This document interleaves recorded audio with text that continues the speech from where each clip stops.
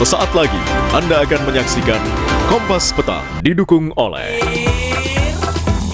Luak hitam baru, nggak kemanisan, mantap!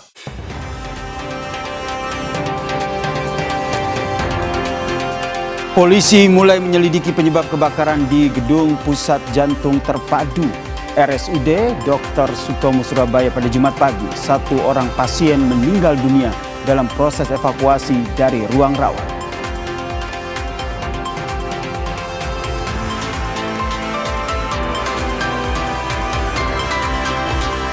Polisi memburu pelaku penjamretan warga negara Italia di kawasan Bundaran Hotel Indonesia, Jakarta Pusat.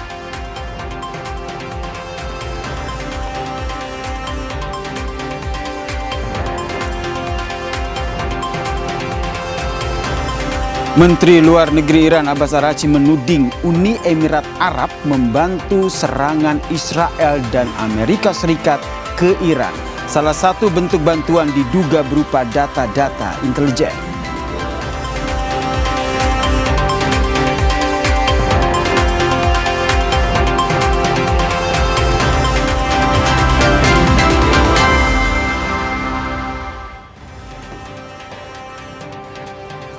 Selamat sore saudara, saatnya Anda menyaksikan program berita Kompas Petang hanya di Kompas TV, independen terpercaya. Hadir bersama Anda hari ini, saya Audrey Chandra. Dan saya Yasir Nene Ama. Kita jelang berita selengkapnya di Kompas Petang, saudara. Kita awali dari informasi sebuah minibus yang mengangkut belasan jerigen BBM yang terbakar di depan SPBU Misiliana Kabupaten Toraja Utara, Sulawesi Selatan.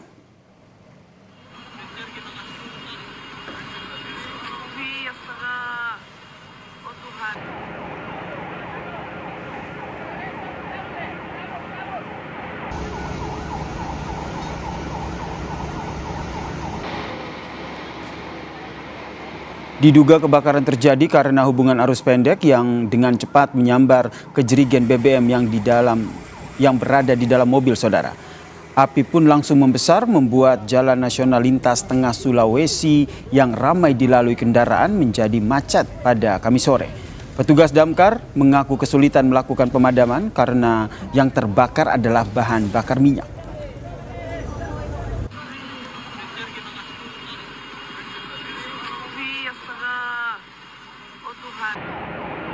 Bermuatan BBM jenis Pertalite. Ada sekitar 12 jerigen kalau nggak salah ya. Kalau kesulitan tim damkar sendiri melakukan pemadaman? Ya, kita agak kesulitan karena bahan yang terbakar itu minyak.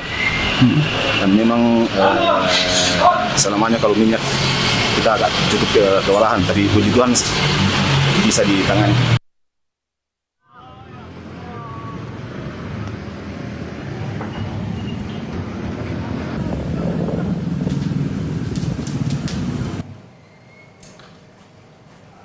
Di Depok, Jawa Barat, saudara, kebakaran melanda sebuah rumah makan di Jalan Abdul Ghani, Cilodong, Kota Depok. Kebakaran diduga terjadi akibat kebocoran tabung gas di area dapur. Salah seorang pegawai rumah makan ini mengaku sempat mendengar suara ledakan sebanyak 3 kali sebelum api mulai membesar. Seluruh karyawan berhasil menyelamatkan diri saat kejadian berlangsung.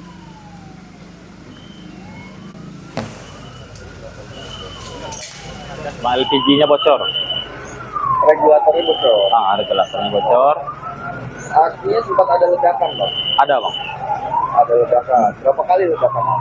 Mungkin ada sekitaran 3 kali, Bang. 3 kali. Berasal dari tabung gas. Dari tabung gas, ya. Tabung gas yang bocor. Nah, saat itu ada yang menyalakan kompor atau gimana? Oh, enggak, Bang. Cuman mau ngidupin kompor, Bang, mau masak.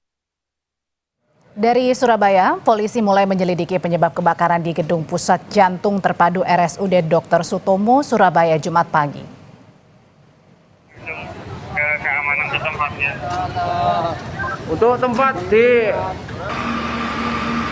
Kapolsek Gubeng Surabaya Kompol Eko Sudarmanto bilang penyelidikan untuk mengetahui titik awal munculnya api serta memastikan ada atau tidaknya unsur kelalaian. Polisi juga masih mendata saksi dan meminta keterangan petugas rumah sakit serta tim pemadam kebakaran. Kebakaran menyebabkan 1 pasien meninggal dunia saat proses evakuasi berlangsung. Pasien teridentifikasi atas nama Sutaji, 40 tahun yang merupakan warga Blora, Jawa Tengah. Korban adalah pasien cuci darah yang dirawat di ICU lantai 6 gedung jantung.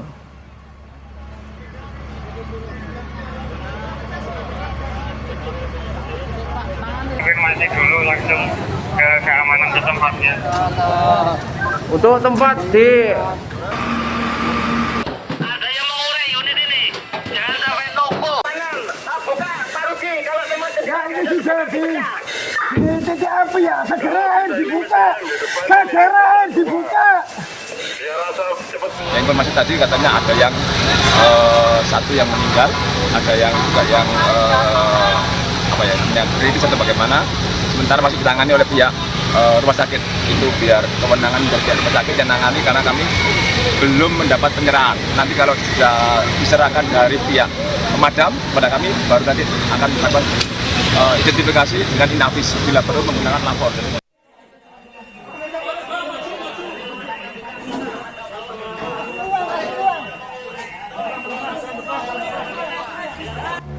Pasca insiden, keluarga pasien yang meninggal dunia saat kebakaran masih menunggu proses pemulasaran jenazah.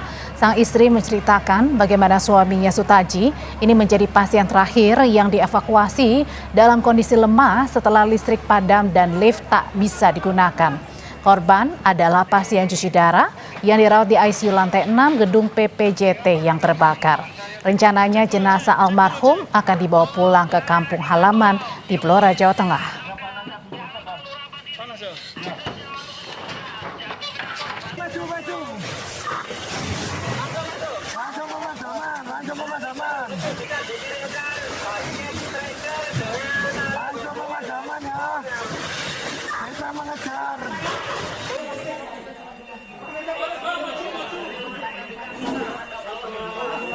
Kondisinya itu udah lemah, udah dipasang alat semua.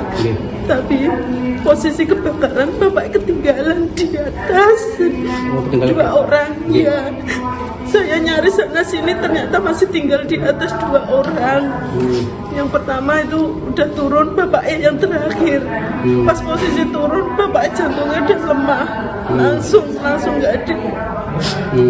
Tapi waktu belum kebakaran kondisinya masih sehat ya? Masih.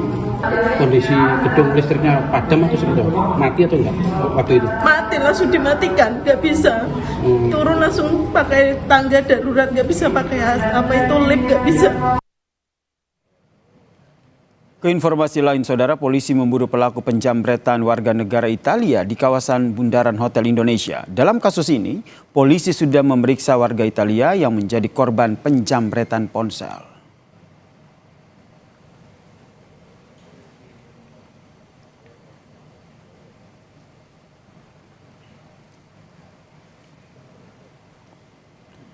Video yang Anda saksikan ini adalah aksi penjamretan ponsel korban warga negara Italia yang sedang berlibur di Jakarta, saudara. Pelaku pengendara motor merampas ponsel korban di tengah kemacetan. Penyidik juga sudah menelusuri kamera CCTV yang berada di sepanjang lokasi kejadian untuk memburu pelaku yang diduga beraksi seorang diri.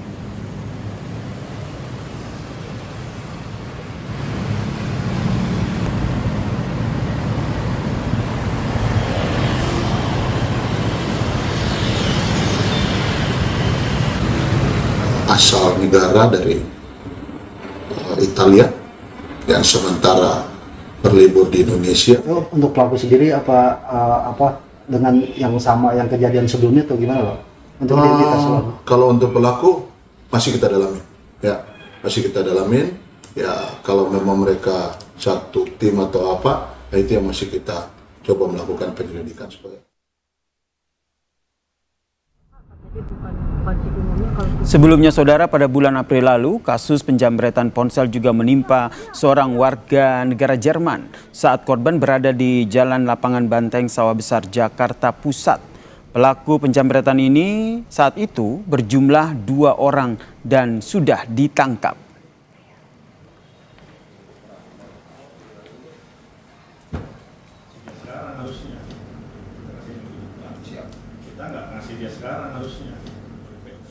Lalu bagaimana pengejaran pelaku penjamretan warga negara Italia di Bundaran Hotel Indonesia? Kita tanyakan ke Kapolsek Menteng, AKBP Braille Arnold Rondo Nuwu. Selamat petang Pak Kapolsek. Selamat petang Mbak. Pak Braille, jadi kami ingin tahu dulu apakah pelaku yang diduga seorang diri ini sudah ditangkap Pak? Baik, terima kasih. Jadi izinkan kami yang pertama mengucapkan terima kasih atas informasi yang disampaikan oleh masyarakat. Berdasarkan informasi tersebut, personil Polsek Metro Menteng langsung mendatangi tempat kejadian perkara. Kemudian terhadap korban yang merupakan WNA dari Italia, ini segera kita mintakan keterangan, dan kami juga telah berupaya untuk mencari petunjuk-petunjuk di seputaran TKP untuk mengungkap identitas dari pelaku. Ya, mohon dukungan, semoga ini cepat terungkap. Langsung kita lakukan upaya penegakan hukum. Pak Kapolsek, jadi ini korban adalah turis warga negara Italia yang lagi berlibur ya Pak ke Jakarta ya. Jadi pada saat itu kemarin itu korban sedang apa di Bundaran Hotel Indonesia? Pada saat itu korban sedang menunggu taksi online yang akan menjemput yang bersangkutan, Mbak. Lalu kemudian pada saat korban bermain ponsel, langsung tiba-tiba diambil ponselnya, Pak? Ya, jadi pada saat korban menunggu taksi online di pinggir jalan, yang bersangkutan tiba-tiba langsung datang satu orang menggunakan roda 2 dan merampas handphone dari korban. Oke, Pak, ini kan dalam 1 bulan terakhir terjadi kejadian dua kali. Warga negara asing ini dijambret ya Pak ya, ponselnya saat berada di wilayah Jakarta Pusat. Apakah terduga pelaku ini yang masih buron, ini masih satu komplotan, satu jaringan dengan kejadian sebelumnya yang terjadi di Sawah Besar? Sampai dengan saat ini, kami berupaya untuk memaksimalkan penindakan atau penegakan hukum. Terkait dengan apakah pelaku di Sawah Besar ataupun di Menteng ini sama atau satu jaringan, ini kami belum menemukan fakta. Demikian, Mbak. Oke, Pak, kalau kita melihat kan kawasan Jakarta Pusat ini selalu menjadi sentral ya Pak ya, khususnya di Bundaran Hotel Indonesia pasti selalu menjadi pusat perhatian bukan hanya warga dari luar Jabodetabek tapi juga warga negara asing yang kalau datang ke Jakarta pasti setidaknya harus datang ke Bundaran Hotel Indonesia. Apa saat ini yang bisa dipelajari Pak ketika Bundaran Hotel Indonesia ini atau kawasan Bundaran HI ini menjadi pertanyaan apakah masih aman atau tidak untuk para turis? Baik, secara umum situasi keamanan dalam kondisi aman. Kemudian yang kedua, terkait dengan adanya korban warga negara asing yang mungkin tinggal di hotel seputaran Jalan Sudirman Tamrin. Kami berdasarkan petunjuk dan arahan Bapak Kapolres akan melakukan koordinasi dengan manajemen hotel untuk bagaimana supaya transportasi online baik roda 2 maupun roda 4 ini bisa diakomodir menjemput tamu di lobi hotel. Ini yang akan kami upayakan koordinasikan ke depannya supaya warga Indonesia maupun warga negara asing yang membutuhkan layanan transportasi online ini tidak menunggu atau mengorder dari pinggir jalan dan menunggu di pinggir jalan. Oke, meskipun juga keselamatan ketika para pejalan kaki yang biasanya berjalan di sekitar Bundaran Hotel Indonesia itu juga harus menjadi prioritas ya Pak, bukan hanya yang tadi menunggu misalnya jemputan online saja ya Pak? Ya. Oke, terakhir Pak, ini kan masih dicari, masih ditelusuri pelakunya. Targetnya berapa lama Pak supaya pelaku ini bisa segera ditangkap? Kami mohon doa, mohon dukungan, kami berupaya maksimal, kami berharap ini bisa secepatnya kami ungkap terhadap pelaku yang dimaksud Mbak. Kami tunggu Pak supaya pelakunya segera ditangkap yang menjamret warga negara Italia di kawasan Bundaran Hotel Indonesia. Terima kasih Pak Kapolsek Menteng, selamat sore. Selamat sore. Usai jeda saudara, Kompas Petang akan hadir dengan informasi lebih dari 1.200 calon haji Indonesia diberangkatkan ke Mekah dari Madinah di hari terakhir pemberangkatan sebelum pelaksanaan puncak ibadah haji.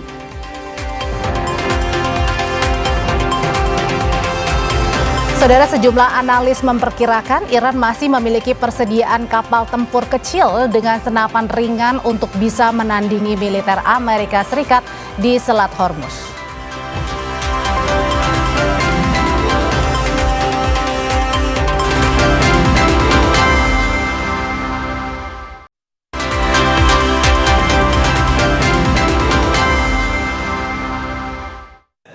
لا شريك لك لبيك إن الحمد والنعمة لك والملك لا شريك لك. Saudara, lebih dari 1.200 calon haji Indonesia diberangkatkan ke Mekah dari Madinah di hari terakhir pemberangkatan sebelum pelaksanaan puncak ibadah haji. Totalnya ada 1.278 calon haji dari 3 kloter yang diberangkatkan di hari terakhir pemberangkatan jemaah dari Madinah ke Mekah. Mereka adalah jemaah dari embarkasi Batam, Makassar, dan juga Batam. Jemaah diberangkatkan serentak pada pukul 7 pagi waktu Arab Saudi menggunakan 32 bus dari hotel tempat mereka menginap. Kemudian nanti akan transit sejenak di Masjid Bir Ali untuk mengambil niat umroh wajib atau mikot. Selanjutnya saudara, jemaah menuju ke Mekah untuk menjalani umroh wajib.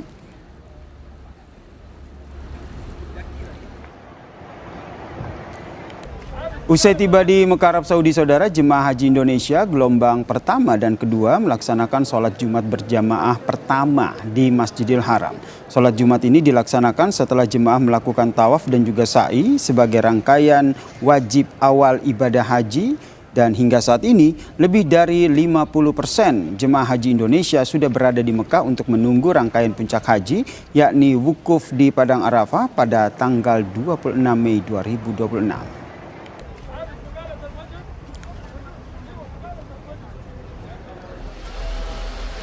Saudara, guna memudahkan mobilitas jemaah, layanan bus hidrolik disiapkan untuk mengangkut jemaah lansia dari Bandara King Abdul Aziz Jeddah menuju ke Mekah. Sejumlah jemaah lansia dari kloter 20 embarkasi Batam menggunakan fasilitas bus hidrolik di Bandara King Abdul Aziz Jeddah, saudara.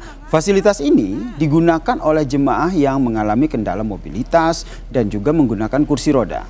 Bus hidrolik dilengkapi dengan lift hidrolik yang memungkinkan para calon haji lansia dan juga disabilitas bisa masuk ke bus tanpa turun dari kursi roda mereka, sehingga pergerakan jemaah haji dari Bandara King Abdul Aziz Jeddah ke Mekah berjalan dengan lancar.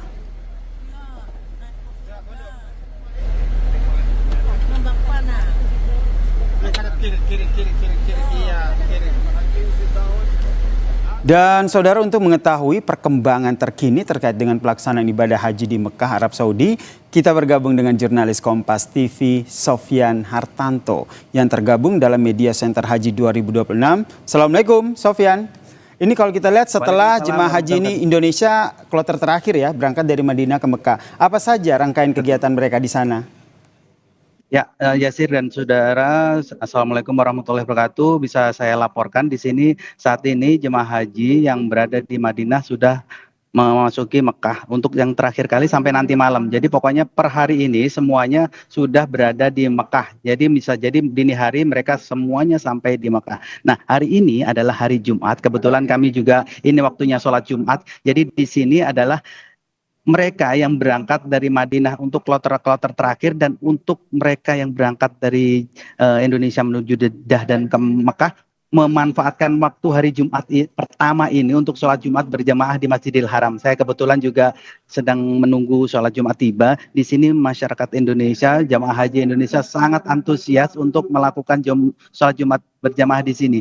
Jadi sebelumnya itu kan mereka datang di sini untuk melakukan umroh wajib. Nah, setelah umroh wajib kebetulan mereka ini waktunya sholat Jumat. Jadi mereka menunggu di sini sambil sholat Jumat. Jadi mereka ini alhamdulillah mungkin bersyukur, kami juga alhamdulillah bersyukur bisa sholat Jumat di Masjidil Haram karena saat ini Masjidil Haram sudah sangat penuh.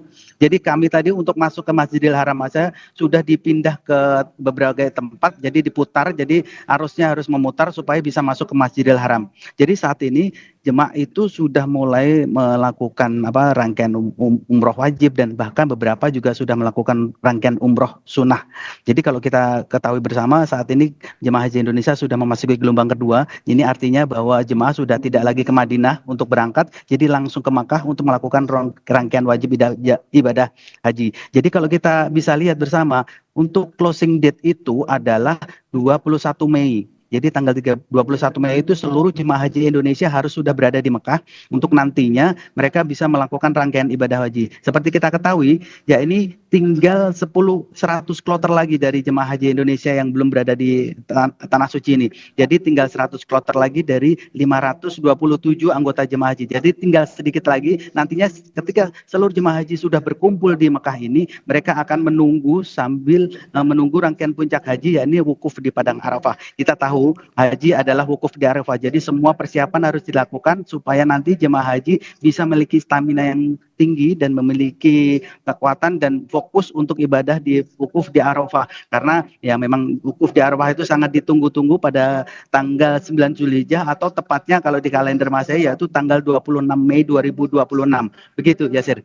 Masya Allah, ini termaksud dengan Anda ya juga harus bersiap secara fisik dan juga mental begitu ya, membantu para jemaah haji di sana untuk persiapan puncak haji nanti. Terima kasih jurnalis Kompas TV Sofyan Hartanto atas informasinya, dan Sofyan Hartanto ini juga tergabung dalam Media Center Haji 2026.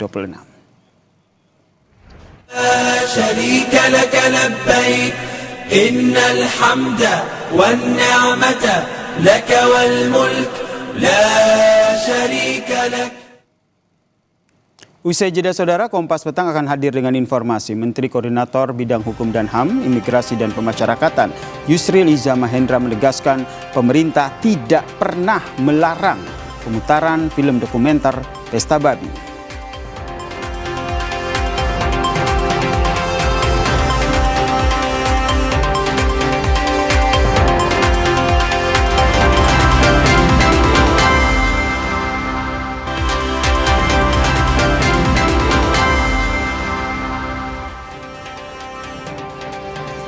Libur panjang akhir pekan, saudara, kawasan Braga di Bandung, Jawa Barat menjadi salah satu titik keramaian yang ramai sekali dikunjungi oleh wisatawan untuk bisa menghabiskan waktu liburan bersama dengan keluarga.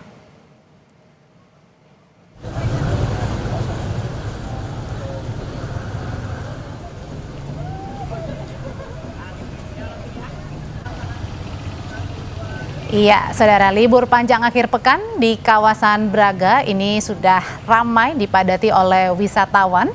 Tidak hanya wisatawan domestik, tetapi kalau kita lihat tadi juga ada wisatawan mancanegara yang datang dan hadir ke kawasan Braga, Kota Bandung, Jawa Barat.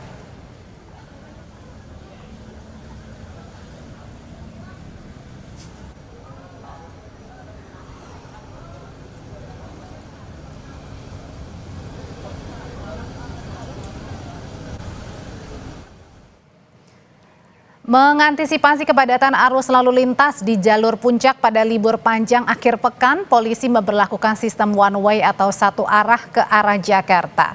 Berdasarkan visual pantauan udara, arus lalu lintas di jalur puncak ramai lancar. Rekayasa lalu lintas one way menuju Jakarta sudah diberlakukan mulai pukul 1 siang tadi. Penerapan one way dilakukan secara situasional menyesuaikan kondisi arus kendaraan di kawasan puncak.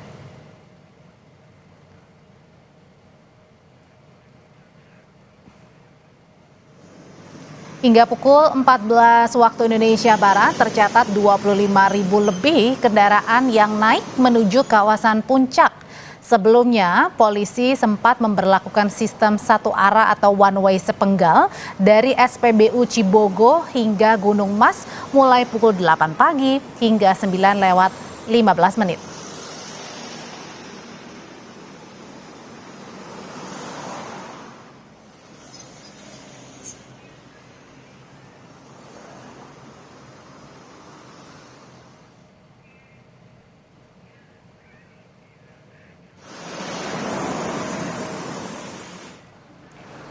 Libur panjang akhir pekan, moda transportasi Wus juga diserbu warga.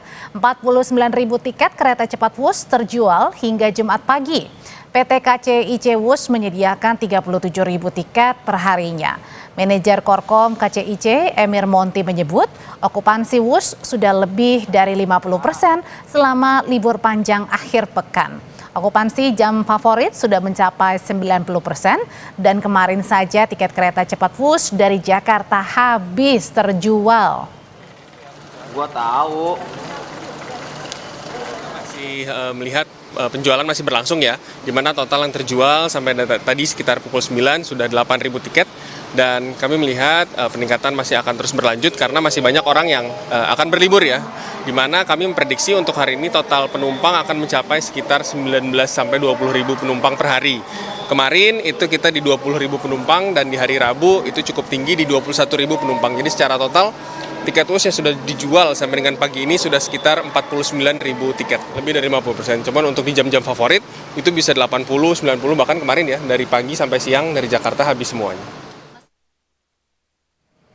Kita pantau situasi terkini libur panjang akhir pekan di sejumlah titik. Kita akan sapa jurnalis Kompas TV, sudah ada Fedriska Ananda dan juru kamera Bimo Wicaksana di Puncak Bogor, Jawa Barat. Lalu di Bandung, Jawa Barat ada jurnalis Kompas TV Vida Alatas dan juru kamera Reza Pratama. Tapi kita ke Puncak terlebih dahulu. Rizka, kalau sore hari ini bagaimana pantauan arus lalu lintas di kawasan Puncak?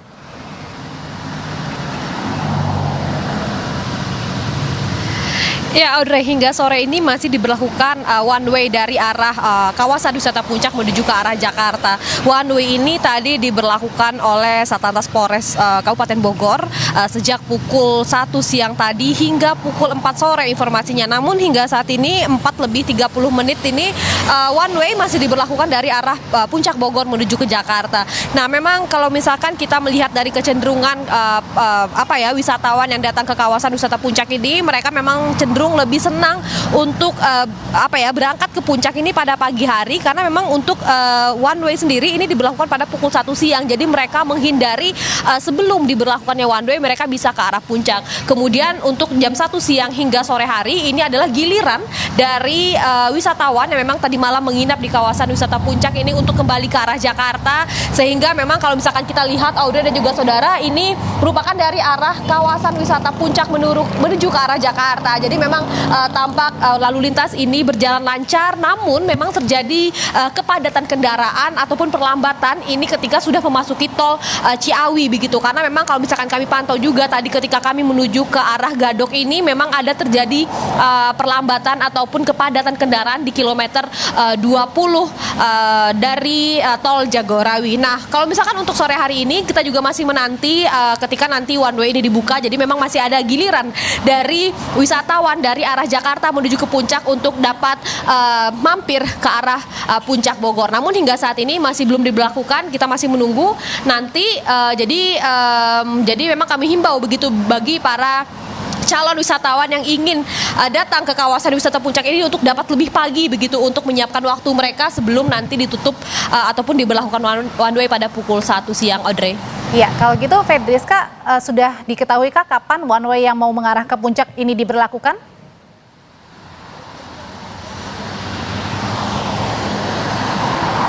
Sebetulnya ini akan diberlakukan pada pukul 4 sore, Audrey. Tapi seperti yang tadi saya sempat katakan bahwa hingga pukul 4:30 ini masih belum diberlakukan. Memang one way ini sifatnya situasional, artinya hingga pukul 4:30 sore ini masih juga belum diberlakukan one way dari arah Jakarta menuju ke arah Puncak. Artinya arus kendaraan dari Puncak menuju ke arah Jakarta ini masih berlangsung. Artinya dari kawasan wisata Puncak ini masih banyak kendaraan yang memang masih turun untuk menuju ke arah Jakarta. Jadi memang one way ini sebetulnya situasional. Jadi para calon wisatawan harus memperhatikan informasi-informasi dari situs resmi seperti Instagram Satlantas Polresta Bogor ataupun informasi-informasi lainnya. Ya, sore ini masih berlangsung sistem one way atau satu arah dari arah Puncak menuju Jakarta. Terima kasih Fedriska Ananda. Berikutnya kita bergeser ke Bandung, Jawa Barat. Ini di Bandung pasti selalu macet, selalu ramai kalau ada libur panjang. Bagaimana pantauannya sore hari ini, Vida? Vida saat ini ada di mana nih? Saya sedang berada di Braga, Audrey dan juga saudara, dan betul sekali Bandung itu sebetulnya sudah dipenuhi wisatawan sejak hari kemarin, tepatnya sejak hari Kamis. Dan kalau kita berbicara mengenai Bandung, tentunya kawasan yang tidak henti-hentinya ramai oleh wisatawan di momen-momen libur panjang akhir pekan seperti saat ini adalah kawasan bersejarah Braga Kota Bandung. Anda bisa lihat ya, semakin sore Audrey, kalau kawasan Braga ini memang selalu semakin ramai karena memang para wisatawan ini sengaja datang di waktu-waktu yang menuju malam begitu, karena memang ingin kemudian menikmati momen malam hari di kawasan bersejarah ini. Dan kalau Anda lihat Audrey dan juga saudara, keramaian ini terjadi atau kepadatan ini terjadi di sepanjang trotoar Jalan Braga. Karena memang di sini bisa dibilang one stop destination juga Audrey dan juga saudara. Ada banyak hal atau aktivitas yang bisa dilakukan, mulai dari hanya sekedar berfoto-foto ria saja begitu ya, karena memang di sepanjang Jalan Braga ini adalah tempat yang bersejarah dan banyak titik-titik spot yang memang menarik untuk dijadikan latar berfoto. Lalu juga di sini para wisatawan tadi kami lihat tidak hanya dari berbagai daerah di dalam negeri saja, tapi juga dari mancanegara. Ini juga bisa berwisata kuliner, ada banyak sekali kafe-kafe begitu ya, bisa dikunjungi di sini, dan juga bahkan toko oleh-oleh. Mereka ini juga bahkan bisa seperti ini nih dan juga saudara, saya mau tunjukkan ini yang biasa ditemukan di Jalan Braga adalah penjual bunga seperti ini. Kita coba tanyakan ya salah satu di sini. Halo Mbak, boleh kenalan nggak, namanya siapa? Halo, saya Sa, dari mana? Asli Bandung. Oh, asli Bandung. Ini asli Bandung tapi tetap ke Braga? Nggak bosan ke Braga ya? Enggak, udah sering tapi tetap ke sini. Kenapa tuh kok nggak bosan-bosan ke Braga? Karena kita bingung mau kemana lagi. Suasananya lagi. Gimana? Soalnya selain Braga tuh gak ada lagi tempat lain. Karena memang di sini suasananya asik juga. Ya. Biasanya kalau di sini ngapain aja? Foto booth, makan paling. Nggak bosan ya foto booth, makan, karena banyak ada aja yang baru gitu ya di Braga ya. Karena harus semua kita cobain. Harus semua dicobain. Tadi berarti udah apa, kulineran udah? Belum, ini baru mau, soalnya baru selesai foto booth-nya gitu. Iya. Siap deh kalau gitu, have fun ya, selamat berlibur, yuk. Nah itu dia Audrey dan juga saudara, aktivitas-aktivitas yang bisa dilakukan, dan kalau kami pantau ini kepadatan ini juga terjadi di sepanjang Jalan Braga. Lalu lintas dari kendaraan-kendaraan yang kami lihat, kami pantau ini mayoritas adalah kendaraan asal Jabodetabek. Audrey. Iya, situasi yang padat di kawasan Braga sangat terasa sekali ya kita lihat di layar televisi, karena Fida juga kesulitan untuk live report di sana karena saking penuhnya wisatawan yang datang di kawasan Braga, Kota Bandung, Jawa Barat sore hari ini. Terima kasih Fida Alatas untuk laporannya, dan sebelumnya ada Fedriska Ananda. Bergeser ke informasi berikutnya, saudara. Nonton bareng film Pesta Babi karya jurnalis Watchdog dan Dwi Laksono di Sekretariat Himpunan Mahasiswa Islam Cabang Sumbawa Barat dibubarkan sejumlah Intel Kodim dan Satuan Polisi Pamong Praja dan warga. Santai aja, ya kan? Saya nunjuk kamu dari sini. Iya. Santai aja, santai. Kalian yang digituin aja, dipanggil. Sangat dipanggil. Belum sempat film Pesta Babi diputar, nobar atau nonton bareng yang digelar HMI Cabang Kabupaten Sumbawa Barat dibubarkan aparat Kodim, Satpol PP, dan warga Kelurahan Bartong Taliwang, Sumbawa Barat. Perdebatan terus memanas, di mana penyelenggara sampai meminta aparat Kodim memfasilitasi mereka untuk nonton bareng Pesta Babi di kantor Kodim agar bisa nobar bersama. Larangan ini merupakan kejadian kelima di wilayah Nusa Tenggara Barat setelah 3 peristiwa larangan di Universitas Mataram, Universitas Islam Negeri Mataram, dan Universitas Pendidikan Mataram. Nggak boleh. Ya santai aja, ya kan? Saya nunjuk kamu dari sini. Iya. Santai aja, santai.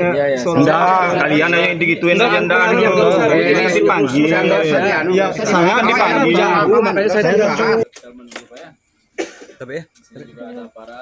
Tentu kami sangat menyayangkan adanya pembubaran yang dilakukan oleh aparat terhadap agenda nobar yang kami laksanakan di Sekretariat HMI.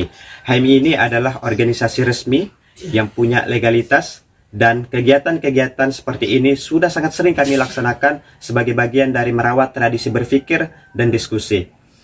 Langkah ke depan yang kami akan lakukan tentu ruang-ruang seperti ini kami berharap tidak ada lagi intimidasi dan intervensi. Bahkan per hari ini Menteri Koordinator Hukum, HAM, Imigrasi dan Pemasyarakatan, juga Menteri Hak Asasi Manusia, Bang Yusril Iza Mahendra dan Natalius Pigai menyatakan bahwa sampai dengan hari ini tidak ada pelarangan atas nobar film dokumenter Pesta Babi. Sementara Menteri Koordinator Bidang Hukum, HAM, Imigrasi dan Pemasyarakatan Yusril Iza Mahendra tegaskan pemerintah tidak pernah melarang pemutaran film dokumenter Pesta Babi. Yusril mengatakan kritik dalam film dokumenter wajar walaupun terdapat narasi provokatif dari judul film yang dinilainya kontroversial, yakni Pesta Babi, kolonialisme di zaman kita. Yusril mengingatkan agar publik tak terpancing dan membiarkan masyarakat menggelar diskusi setelah menontonnya. Melalui keterangan tertulis, Menko Kumham Imipas Yusril Iza Mahendra menyatakan tidak sebuah kampus melarang pemutaran film dokumenter tersebut. Di Universitas Mataram dan UIN Mataram Lombok, nobar film itu dilarang karena persoalan prosedur administratif saja. Sementara di kampus lain di Bandung dan Sukabumi, nobar film tersebut berjalan tanpa halangan apapun. Melihat pola demikian, pembubaran nobar film Pesta Babi bukan arahan dari pemerintah ataupun aparat penegak hukum yang biasanya terpusat.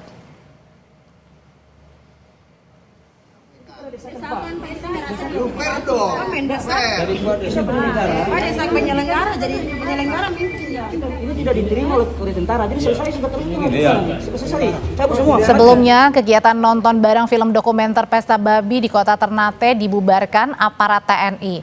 Aliansi Jurnalis Independen dan Society of Indonesian Environmental Journalists selaku penyelenggara mengkritisi tindakan anggota TNI yang menyasar kegiatan sipil yang sah. Menurut Aji, pemutaran film dokumenter dan diskusi adalah bagian dari kebebasan berekspresi warga memperoleh informasi. Sementara di sisi TNI, kegiatan nobar dan diskusi berpotensi memicu konflik di kalangan masyarakat. Pembubaran nobar dipimpin langsung Dandim 1501 Ternate.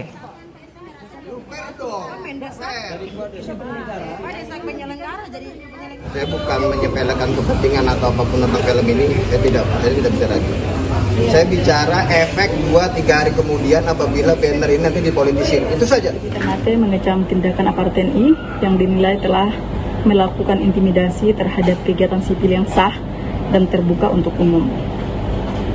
Menurut kami, pemutaran film dokumenter dan diskusi merupakan bagian dari kebebasan berekspresi serta hak warga untuk memperoleh informasi sebagaimana dijamin dalam demokrasi. Saudara, sejumlah analis memperkirakan Iran masih memiliki persediaan kapal tempur kecil dengan senapan ringan untuk menandingi militer Amerika Serikat di Selat Hormuz. Perbincangannya akan hadir bersama Yasir Neneam.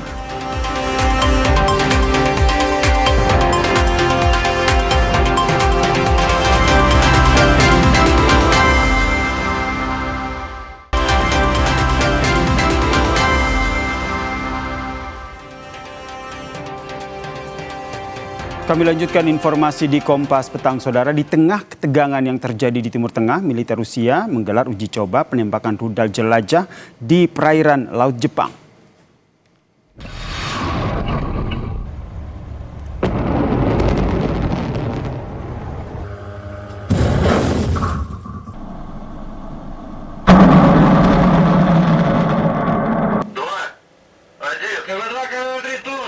Dalam video yang dirilis ini, Saudara, armada Pasifik Rusia terlihat menembakkan rudal jelajah Moskit ke target musuh. Video menunjukkan sejumlah kapal perang Rusia menembakkan rudal dan menghantam target yang terletak lebih dari 100 km jauhnya. Latihan ini melibatkan kapal perang dan juga pesawat, dan juga drone dari unit penerbangan Angkatan Laut Armada Pasifik. Tanggal rekaman tidak dapat diverifikasi secara independen.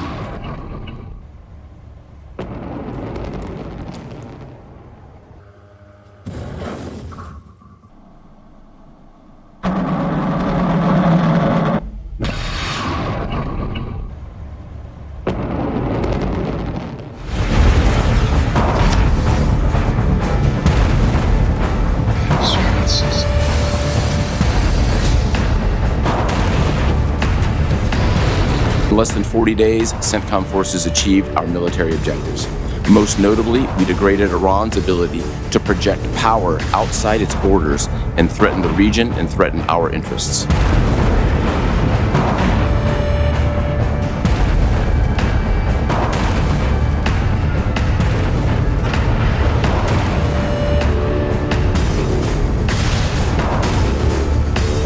First and most from the U.S. aggression and the blockade that they have imposed.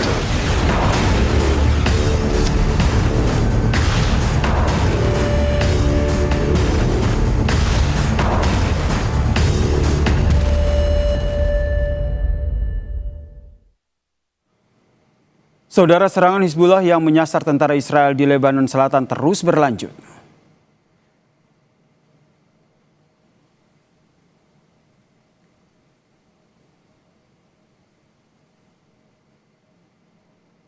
Media Iran, Press TV merilis drone milik Hizbullah kembali diklaim berhasil menyasar kendaraan angkut pasukan Israel di wilayah Lebanon Selatan yang berbatasan dengan perbatasan Israel. Video yang dirilis oleh Press TV ini tidak menyebut waktu serangan dilakukan.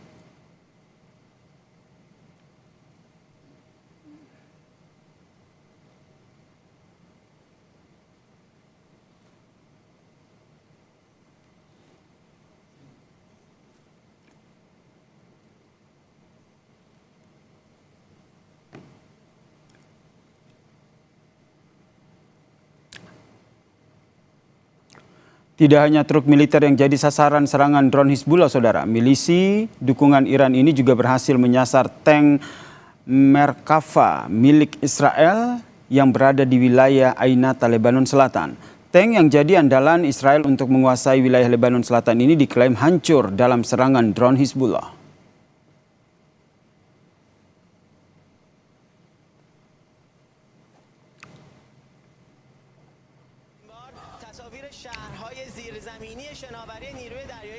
Sejumlah analis memperkirakan, saudara, Iran masih memiliki persediaan kapal tempur kecil dengan senapan ringan untuk menandingi militer Amerika Serikat di Selat Hormuz. Armada kapal kecil yang dijuluki armada nyamuk ini dinilai bisa merepotkan Amerika Serikat di Hormuz.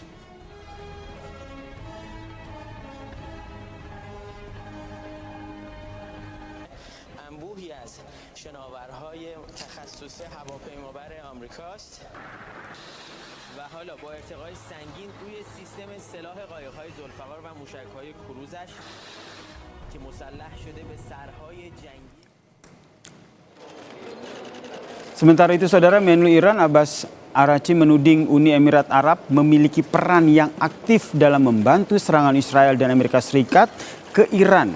Seperti yang dikutip dari Press TV, Araghchi di sela pertemuan BRICS di New Delhi, India, mengingatkan rezim Zionis dan Amerika Serikat tidak dapat memberi keamanan kepada Uni Emirat Arab.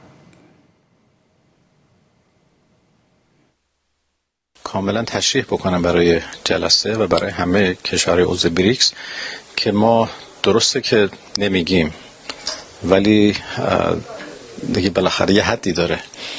امارات در این جنگ در کنار آمریکا و اسرائیل ایستاد. Dari Tiongkok, saudara, Presiden Amerika Serikat Donald Trump mengakhiri kunjungan ke Beijing hari ini dengan pertemuan pribadi di kediaman resmi Xi Jinping sebelum berangkat ke Washington. Trump mengatakan pembicaraan menyepakati bahwa Tiongkok dan Amerika Serikat ingin perang antara negaranya dan Israel dengan Iran berakhir.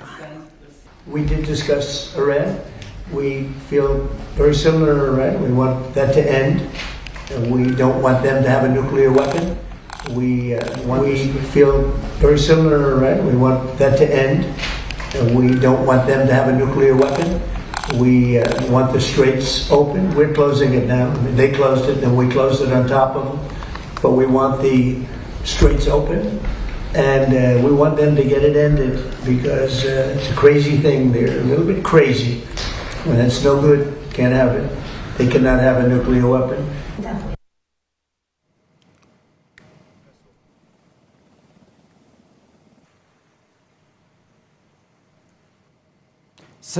Sementara itu, saudara, visual yang Anda saksikan ini adalah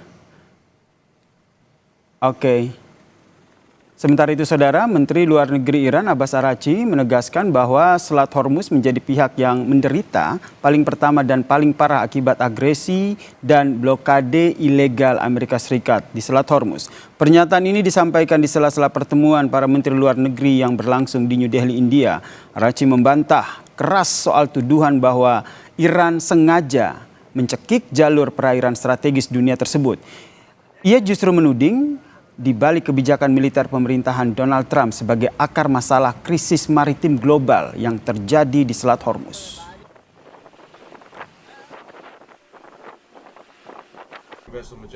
خب خیلی برای همه در جلسه عجیب بود که هیئت اماراتی هیچ مشکلی نداشت جز اینکه به موضوع جنگ و به موضوع پاسخهایی که ایران به آمریکا داده در خاک اون کشور داشته باشه. خب باعث تأسف هست و من مجبور شدم که اونجا کاملا تشریح بکنم برای جلسه و برای همه کشورهای عضو بریکس.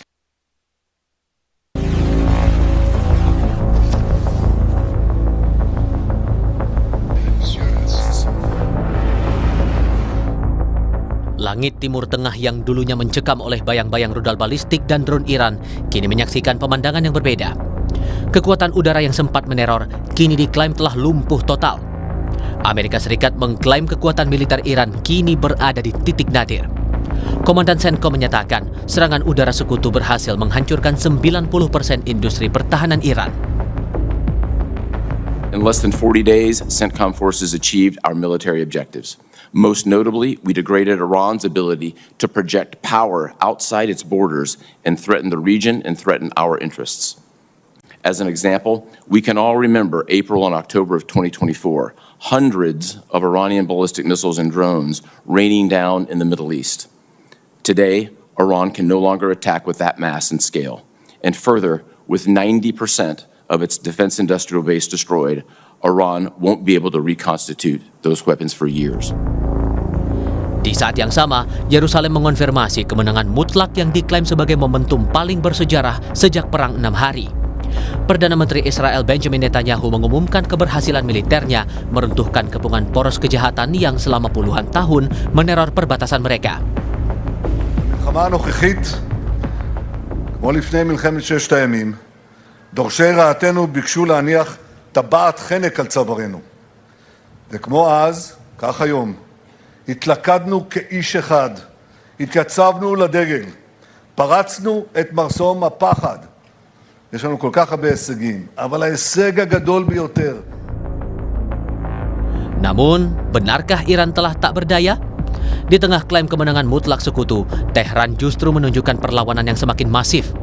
Korps Garda Revolusi Islam Iran atau IRGC secara agresif terus merilis video yang memamerkan latihan militer intensif mereka.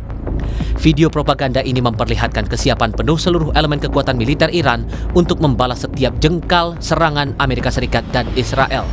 Yang terbaru, melalui media Iran, IRGC mengumumkan angkatan bersenjata Amerika yang mendekati Hormuz akan jadi sasaran.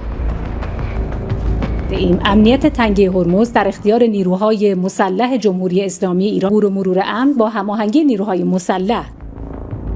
Pengamat intelijen dan keamanan UI Stanislav Srianta pun menyatakan informasi intelijen justru menunjukkan armada militer Iran masih kuat untuk melawan serangan AS dan Israel. Iran menggunakan taktik perang kecil untuk menyerang armada AS di Selat Hormuz. Iran takut Iran justru juga menyiapkan pasukannya, menyiapkan milisinya, dan kelihatan santai-santai saja untuk mau menerima perlawanan Amerika. Dan dari rilis dari informasi yang tidak resmi sebenarnya, informasi dari CIA menunjukkan bahwa alutsista Iran itu masih baik-baik saja, masih 70% masih utuh. Selat Hormuz ada 33 itu sudah siap dijalankan. Dan sebenarnya kan Iran menggunakan taktik perang small war, perang kecil. Klaim kemenangan telah digaungkan, namun genderang perang justru baru saja ditabuh. Di satu sisi, Amerika dan Israel merasa telah melumpuhkan jantung pertahanan lawan. Namun di sisi lain, Selat Hormuz kini berubah menjadi bom waktu yang siap meledak kapan saja akibat taktik perang senyap Iran. Dunia kini menanti apakah diplomasi mampu meredam perang atau Timur Tengah akan benar-benar tenggelam dalam jurang perang tanpa akhir.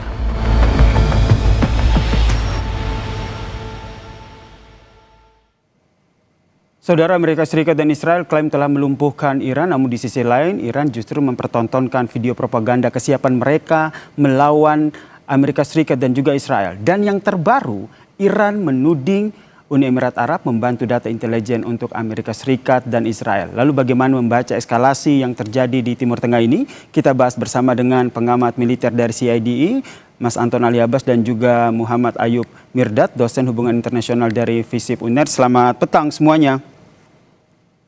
Selamat petang Mas Yasir. Saya ke Mas Anton dulu. Kita berangkat dari hasil pertemuan antara Donald Trump dan juga Xi Jinping. Trump bilang bahwa ingin menyelesaikan perang. Nah, pertanyaannya ini menyelesaikannya dalam bentuk apa?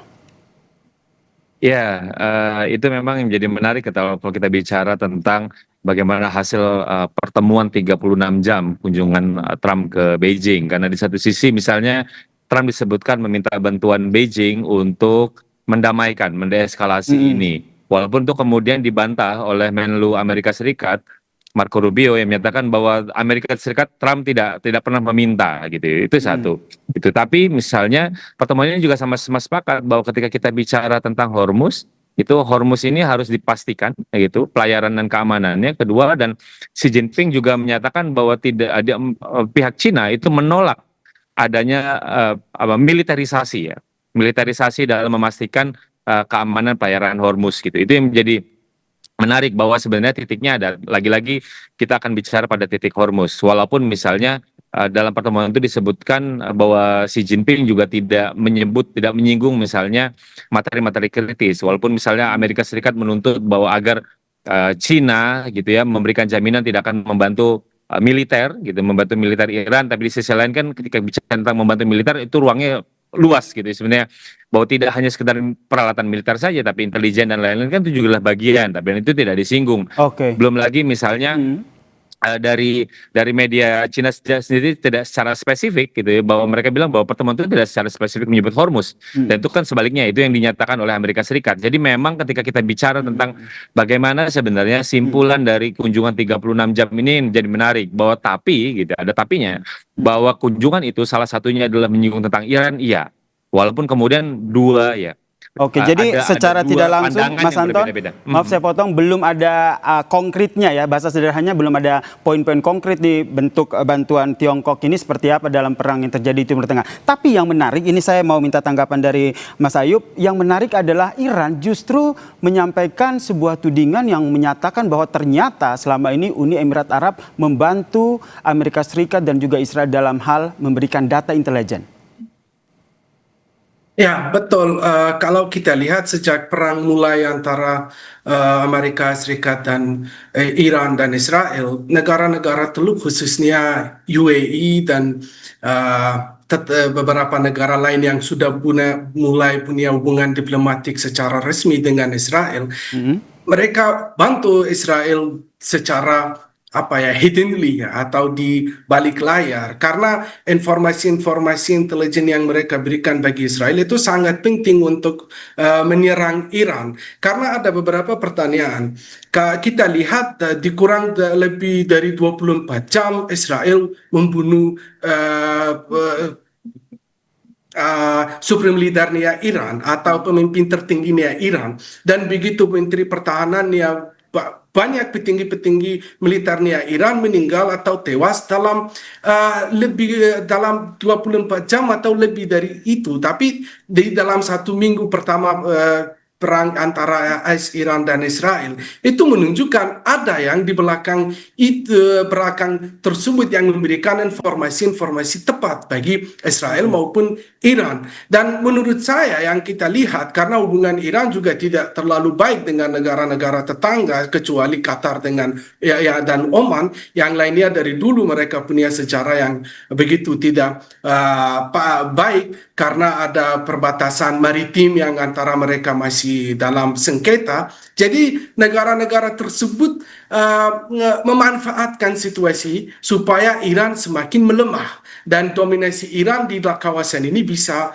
menurun. Jadi mereka memberikan informasi walaupun pihak UAE menolak tuduhan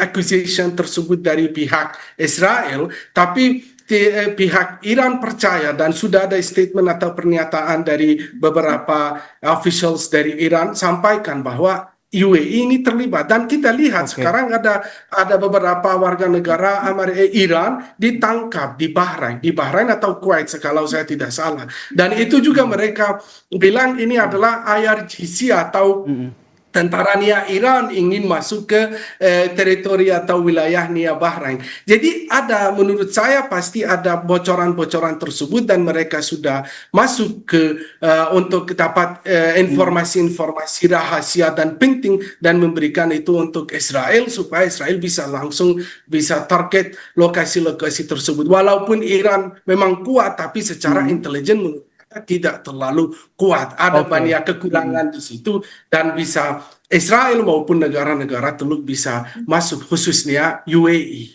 Kalau dari Mas Anton sendiri melihatnya seperti apa? Dampaknya akan seperti apa melihat eskalasi perang ke depan terkait dengan tudingan dari Menlu Iran yang menyatakan bahwa sebenarnya selama ini UEA membantu dalam peperangan ini? Ya, kalau misalnya selama ini membantu ya jelas, karena kan memang ada aset Amerika yang ada di WA. Jadi sebenarnya saya melihatnya simpel gitu loh. Kenapa kemudian Menlu Iran menyatakan itu? Gitu. Karena kemudian Iran ingin menunjukkan bahwa serangan kepada Uni Emirat Arab sebenarnya justified. Memang punya dasarnya. Kenapa? Karena kalau misalnya kita lihat ini, jumlah serangan kepada Uni Emirat Arab itu jauh lebih besar dilakukan Iran dibanding Iran menyerang Israel. Jadi kan tentu saja itu butuh alasan yang penguat. Kenapa? Inilah yang kemudian disampaikan. Sekaligus misalnya itu juga menjadikan warning gitu ya. Jadi kan kemarin mereka misalnya sebelum lama ini kan melakukan serangan gitu ya, serangan ke fasilitas minyaknya Uni Emirat Arab. Jadi bagi saya itu adalah sebagai satu adalah untuk memberikan alasannya justified serangannya, lalu kedua adalah warning. Agar apa? Agar kemudian Uni Emirat Arab jangan macam-macam lagi ketika untuk memicu misalnya eskalasi kembali nih, reeskalasi dari perang ini. Jadi saya melihatnya demikian gitu. Jadi bagi saya apa yang dilakukan oleh Iran ketika serangan terakhir gitu ya, walaupun itu juga dibantah bahwa itu bukan mereka tapi kan dituding oleh kelompok Israel, bagi saya menjadi penting gitu. Ini adalah warning. Itu hanya awalan gitu. Jadi jangan lagi kemudian Uni Emirat Arab melangkah lebih jauh memberi fasilitas kepada Amerika Serikat. Karena apa? Tentu saja ini tekanan. Karena bagaimanapun juga kan Uni Emirat Arab belakangan ini kan melakukan beberapa improvisasi. Misalnya salah satunya mereka keluar dari OPEC gitu ya. Nah, itu kan juga menjadi penting gitu. Bagaimana kemudian ketika kita bicara konstelasi negara-negara Teluk itu sedikit banyak sudah mengalami dinamika. Bagaimana misalnya Arab Saudi udah main dua kaki dan lain-lain. Jadi saya pikir Iran kenapa kemudian Menlunya harus mengatakan demikian, dia ada pesan dua ya tadi ini untuk memberikan justifikasi bahwa serangan mereka sebelumnya selama ini itu punya alasan yang sah gitu. Yang kedua adalah warning. Yang kedua adalah warning, jangan sampai dia mengingatkan bahwa pemerintah Uni Emirat Arab jangan macam-macam, nanti lu kemarin udah saya serang, jangan lagi kemudian jumlah serangan saya ke negara Anda itu jauh lebih banyak daripada Israel yang sudah jelas-jelas adalah musuh dari Iran. Jadi bagi saya itu implikasinya cukup serius dan Iran selama ini juga tidak pernah mau main-main gitu. Jadi apa yang dinyatakan dan kemudian itu akan dilakukan. Jadi ini tidak hanya sekedar kita bicara tentang gertak sambal yang kemudian kita kalau bandingkan sama Trump yang deadline berubah-ubah, enggak. Iran kali ini memang dia cukup serius untuk mengingatkan itu karena target-target yang diserang ke Uni Emirat Arab kan juga bervariasi, tidak hanya sehingga Mas Anton kalau kita berbicara soal peringatan yang disampaikan oleh Iran melalui Menlunya ini apakah juga akan berdampak pada perang di Timur Tengah ini akan semakin meluas? Nanti kita diskusikan usai jeda berikut ini. Tetaplah bersama kami di Kompas Petang.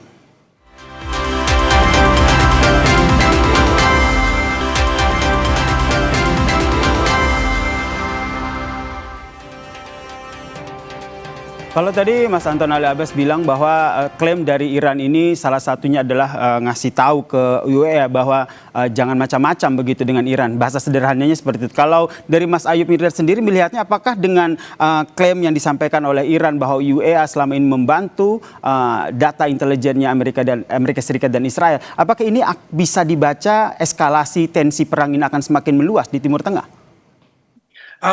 Kalau menurut saya iya, potensi ini ada, berpotensi memperluas eskalasi di kawasan Teluk ya. Karena UAE ini bukan aktor kecil, melainkan pusat ekonomi dan strategis Barat di kawasan Teluk ya. Dan juga kalau tuduhan-tuduhan ini terus meningkat dan dibalas langkah militer atau diplomatik keras oleh UAE, maka negara-negara Teluk lain bisa juga ikut terserat. Nah, masalahnya konflik ini bukan lagi hanya Iran versus Israel atau versus AS saja, tetapi mulai bergeser ya menjadi Iran versus blok Teluk Pro Barat. Nah, ini potensinya ada menurut saya, bisa perang ini bisa meluas, bisa negara-negara Teluk lain juga terlibat dalam jika terjadi perang antara UAE atau tuduhan-tuduhan ini semakin meningkat.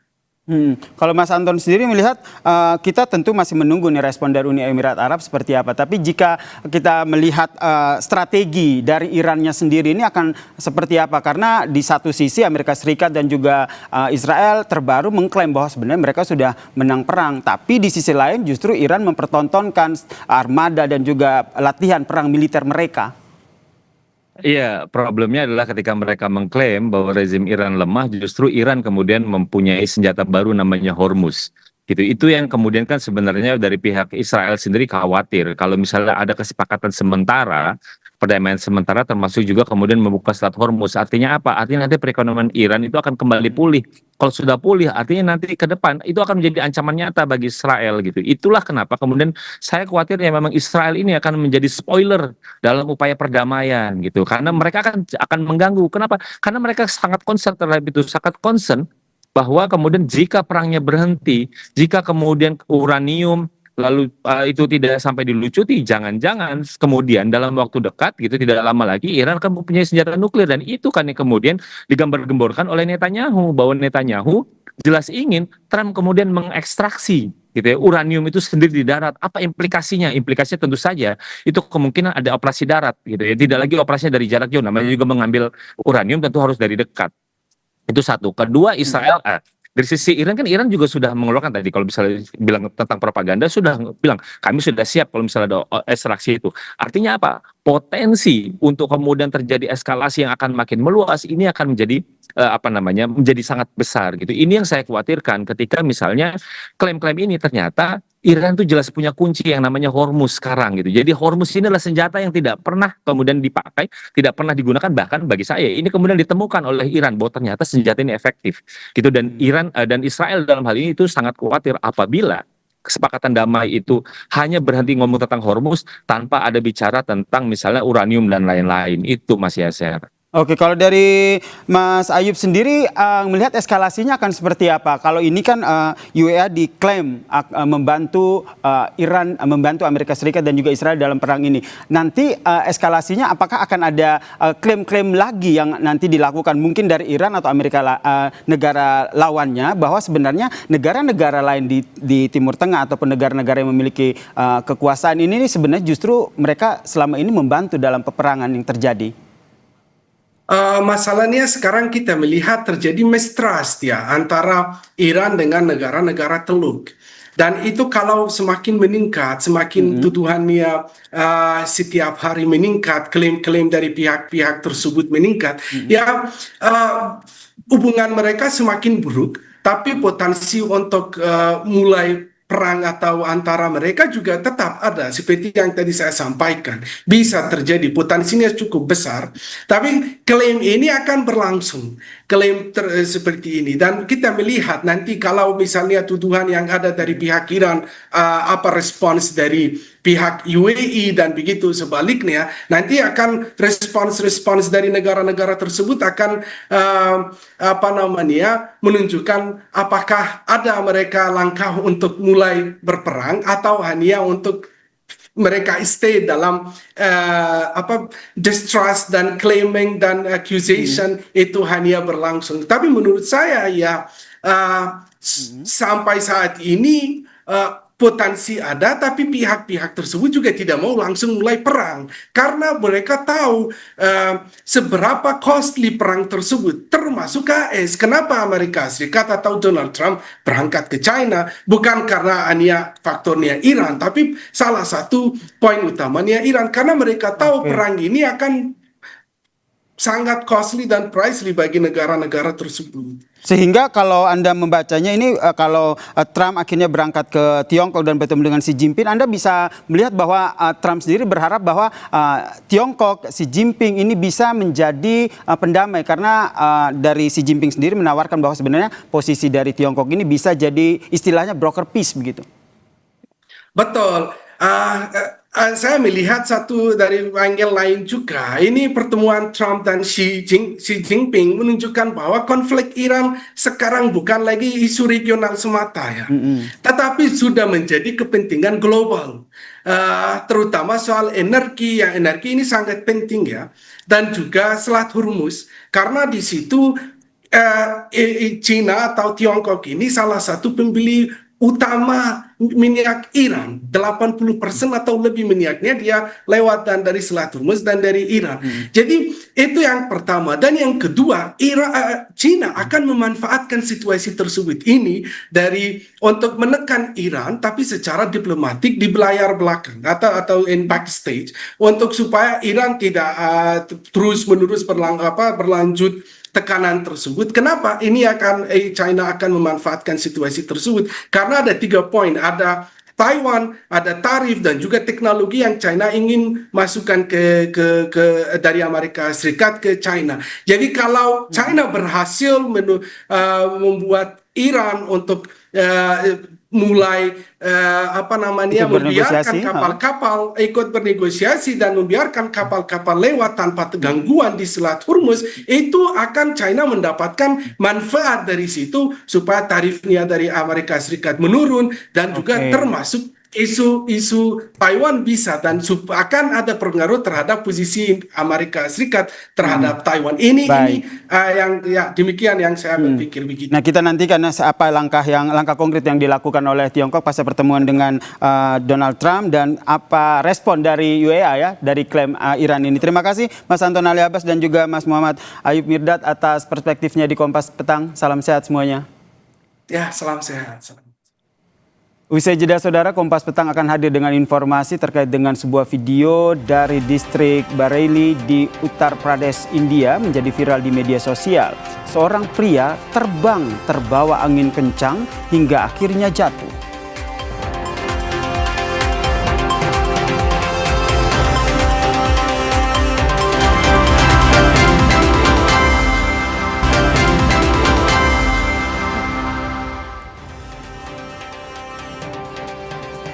Saudara, sebuah video dari distrik Bareilly di Uttar Pradesh, India jadi viral di media sosial. Dalam video tersebut seorang pria terbang terbawa angin kencang hingga akhirnya jatuh.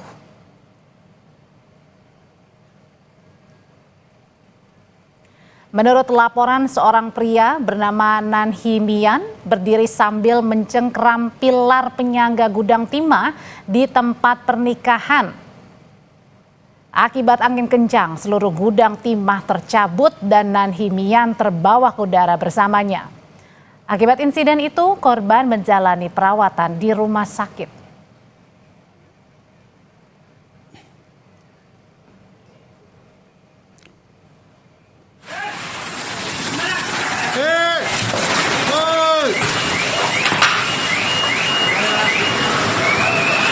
Di Unnao, Uttar Pradesh, India, sebuah mobil yang terparkir hancur akibat pohon tumbang di tengah hujan lebat dan angin kencang. Pihak berwenang menyebut cuaca buruk membawa kecepatan angin hingga 100 km per jam bersama dengan curah hujan lebat dan sambaran petir di seluruh wilayah Uttar Pradesh pada Rabu lalu. Setidaknya 89 orang tewas akibat badai di Uttar Pradesh.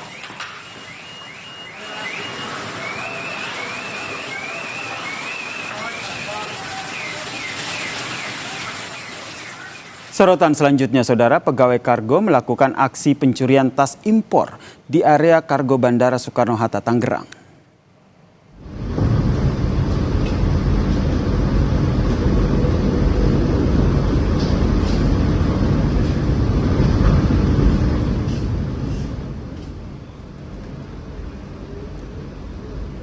Dari CCTV ini, Saudara, memperlihatkan cara pegawai kargo melakukan pencurian tas impor di area kargo Bandara Soekarno-Hatta. Modusnya, kardus yang berisi tas impor dipindahkan ke mobil box di area X-ray kargo. 3 orang yang beraktivitas di area kargo bandara ini ditangkap oleh Satreskmob Polresta Bandara.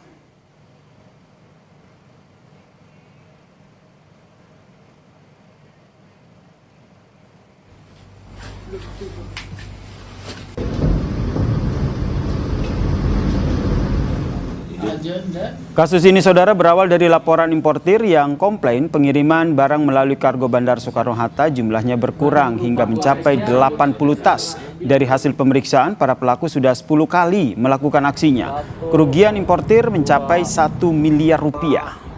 1, 2, 3. Oke, Jack. 2, 3.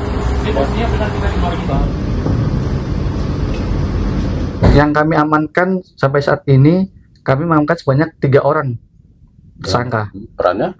Baik, untuk perannya ialah untuk saudara I, inisial I, ialah salah satu oknum karyawan kargo yang mana mengkondisikan bahwa barang ini sebelum masuk ke X-ray untuk diekspor, dia ini mengkondisikan untuk bisa dibawa kembali barang ini yang akan nantinya dieksekusi dengan temannya berinisial R dan A di tempat yang lain. Kerugian ditaksir berapa ya, Pak?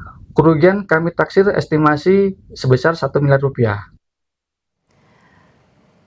Saudara, polisi memburu pelaku penjambretan warga negara Italia di kawasan bundaran Hotel Indonesia.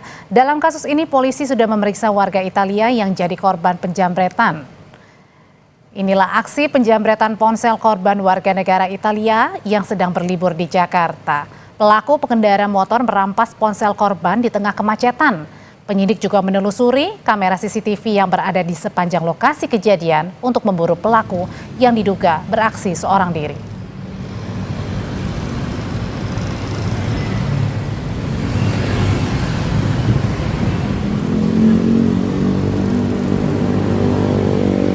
Asal negara dari Italia yang sementara berlibur di Indonesia. Untuk pelaku sendiri apa dengan yang sama yang kejadian sebelumnya atau gimana, Pak? Untuk identitas kalau untuk pelaku masih kita dalamin, ya masih kita dalamin.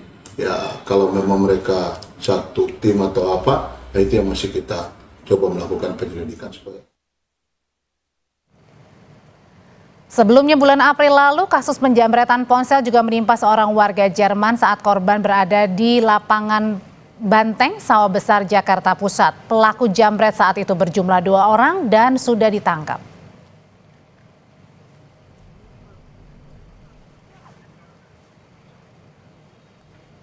Usai jeda di Kompas Petang, Saudara, tim penyelamatan Dinas Pemadam Kebakaran dan Penyelamatan Kota Kendari mengevakuasi ular sepanjang 4 meter dari rumah warga. Selepas jeda, Kompas Petang kembali.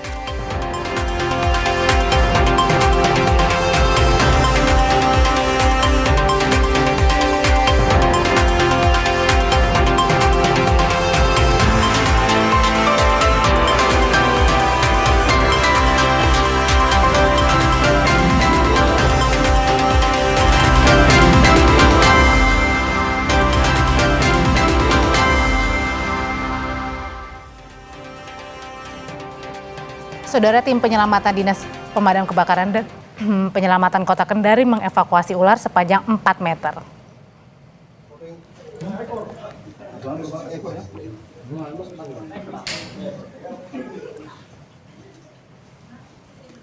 Ular jenis piton sepanjang 4 meter ini, Saudara, dievakuasi tim rescue Dinas Pemadam Kebakaran dan Penyelamatan Kota Kendari dari rumah warga di Jalan Tupai, Kelurahan Tipulu, Kecamatan Kendari Barat pada Rabu kemarin, Saudara.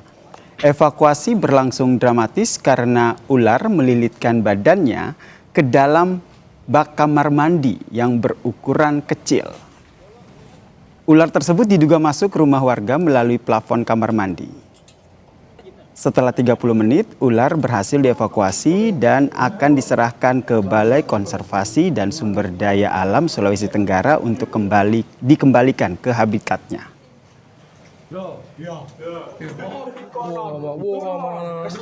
Evakuasi, kebetulan ularnya lagi baring-baring dalam bak. Jadi laporannya itu dia lewat plafon masuk. Sampai selesai, sampai detik ini aman dan terkendali. Ular ini kami akan serahkan ke BKSDA untuk dikembalikan ke habitatnya. Terima kasih untuk kebersamaannya menyaksikan Kompas Petang. Saya Audrey Chandra. Dan saya Yasir Nene Ahmad. Tetaplah di Kompas TV karena setelah ini akan ada program Sapa Indonesia Malam bersama rekan Friska Clarissa dan juga Tifal Solesa. Terima kasih. Sampai jumpa.